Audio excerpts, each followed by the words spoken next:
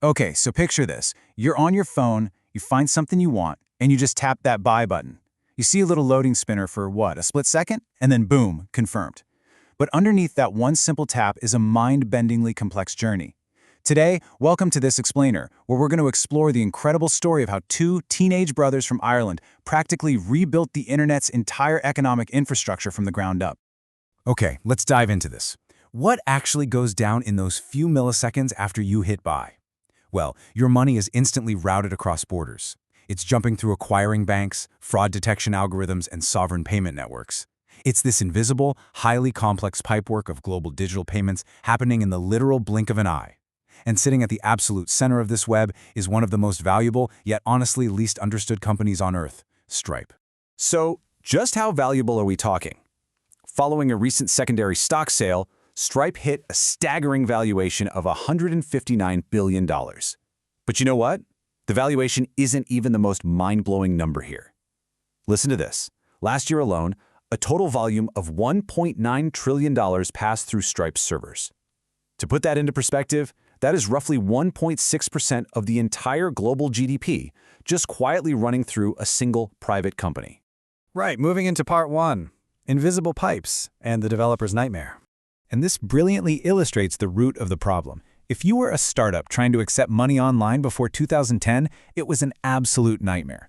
You had to apply for separate merchant accounts, wait weeks just for paperwork to clear, and wrestle with these super fragile XML APIs. Now, Patrick and John Collison, two Irish brothers, who'd actually already sold a startup called Octomatic and become millionaires as teenagers, were sitting in an Argentine restaurant in San Francisco when they had a massive epiphany. They thought, why couldn't this chaotic mess be hidden behind a simple API? Their original name for the idea was super literal, /dev/payments. That early name completely revealed their core philosophy: treat the developer as the actual customer. By making the API itself the product, Stripe totally inverted the industry dynamic. When they officially launched in 2011, there were 0 contracts, no sales teams. You just dropped in 7 lines of code, and you were good to go. As early users pointed out, it was just incredible not having to talk to a single human being to test it out. The thing practically sold itself through organic word of mouth. Let's look at Section 2, Be the Pipe, Not the Faucet. Now, what's really interesting about this slide is how they stacked up against the competition. Stripe made a very conscious choice. They didn't build a flashy, consumer-facing brand like PayPal, and they didn't do physical hardware like Square. And while massive rivals like Adyen won the enterprise space by offering rock-bottom pricing at scale, Stripe chose to remain mostly invisible. They focused on developer velocity. If payments were a core feature of your software, Stripe was absolutely the go-to builder's choice. And this invisibility, it became their ultimate strategic moat. By becoming the absolute default for the Y Combinator ecosystem, Stripe caught startups at birth. Companies like Shopify, Zoom, Deliveroo, Instacart, they all integrated Stripe when they were just tiny teams. And because Stripe scales so seamlessly, those companies never had to migrate away. The craziest part is that even Amazon, a rival with basically limitless engineering resources, eventually threw in the towel and became a Stripe customer. Which brings us to Section 3, an economic operating system. As you can see from this visual, Stripe quickly realized they were sitting on a gold mine. With Stripe Connect, they went from simple payments to becoming the absolute backbone of the platform economy. Think about Uber or Airbnb. They don't just take money in, they have to route it to millions of drivers and hosts, instantly grab a dynamic commission, and handle global compliance. Stripe handles all that multi-party payout complexity completely in the background. They essentially started unbundling the traditional bank and repackaging it into programmable services. Take Stripe Atlas, for example. An entrepreneur sitting in Lagos or Lima can incorporate in Delaware and open a US bank account in a matter of days. Stripe isn't just selling shovels to digital gold miners anymore, they are building the roads. Add in working capital loans, card issuing, and tax compliance, and they've created a seriously sticky platform moat for global businesses. Let's shift to the macro scale. In Section 4, Speed, Treasury, and Systemic Risk. On the efficiency side, Stripe pushes businesses out of this leaky, low-revenue mode on 2 vital fronts. The first is instant settlement. They are actively racing to crush that traditional 3-day card settlement time down to mere milliseconds. We're talking about a reality where a merchant in Nairobi can authorize and receive a localized payment from a buyer in New York before you can even blink. The second front is acting as a global payment treasury. Take a giant like Shopify. Through modern APIs, An AI can now automatically accept Australian dollars from a customer, instantly convert them to euros to pay a supplier, and automatically sweep whatever margin is left into a yield-bearing fund. Stripe's borderless approach totally bypasses those slow, legacy sovereign banking systems. It's essentially acting as an AI-driven CFO. So, the crucial point is the sheer scale of all this, which brings up a real systemic risk.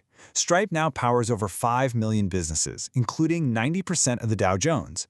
When millions of gig drivers, local shop owners, and massive multinational tech giants are all relying on a single, private layer for their daily economic survival, well, what happens if that node crashes?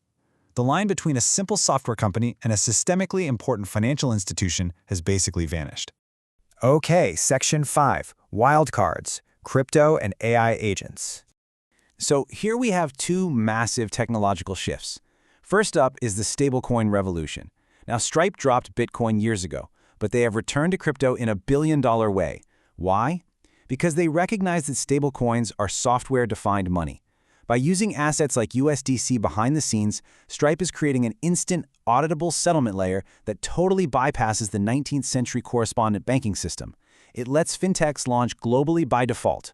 The second wildcard is agentic commerce. This is wild. We are rapidly approaching a future where the customer filling out a checkout form won't even be human. It'll be an AI software agent. And obviously, AI agents can't whip out a physical plastic credit card. They rely entirely on APIs.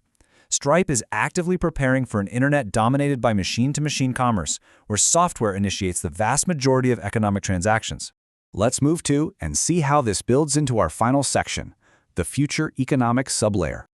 To actually support millions of autonomous AI microtransactions without the whole system melting down, we're going to need astronomical blockchain throughput. We're talking potentially over 1 million transactions per second. But honestly, Stripe's ultimate achievement is already clear. They've proved that you can create immense value by being a company that looks boring on the outside, but is incredibly complex on the inside. The most powerful application layer of modern finance is no longer a bank. It's a 7-line API. Which leaves us with this one big, provocative thought. As a private, for-profit API becomes just as essential to our global infrastructure as our water and power grids, can our traditional governance systems possibly keep pace? It's a really complex reality to grapple with.